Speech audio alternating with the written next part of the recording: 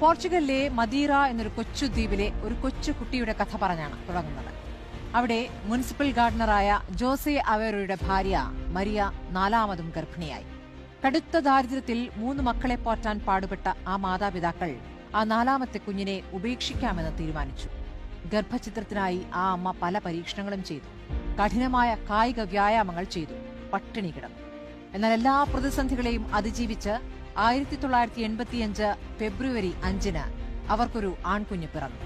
Cristiano Ronaldo dos Santos Aveiro. ബാല്യത്തിലെ കടുത്ത പട്ടിണിയിൽ തെരുവിൽ പ്ലാസ്റ്റിക് കവറുകളും തുണികളും ചുരുട്ടിക്കൂട്ടി അവൻ കളിച്ചു തുടങ്ങി.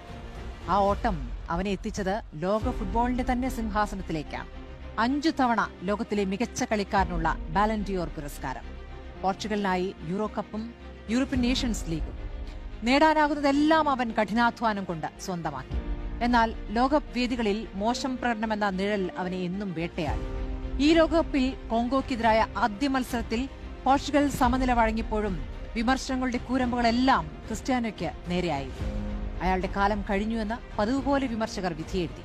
എന്നാൽ ഇന്നലെ ഉസ്ബെക്കിസ്ഥാനെതിരെ ഉള്ള മത്സരത്തിൽ വിമർശകർക്ക് കാലുകൾ കൊണ്ട് റോണോ മറുപടി നൽകിയിരിക്കുന്നു. എണ്ണം പറഞ്ഞ 2 ഗോളുകളിലൂടെ 6 ലോകകപ്പുകളിൽ തുടർച്ചയായി ഗോൾ നേടുന്ന താരമെന്ന റെക്കോർഡും സ്വന്തമാക്കിയിരിക്കുകയാണ്. ഒപ്പം എതിരാളി ഒന്നും തെളിയിക്കാനല്ല, നേട്ടങ്ങളുടെ എണ്ണത്തിൽ അവശേഷിക്കുന്ന ലോക കിരീടം സ്വന്തമാക്കാൻ താൻ ഇവിടെ തന്നെ ഉണ്ടെന്ന സന്ദേശം. അത് ലോകം വിശ്വസിക്കുന്നു.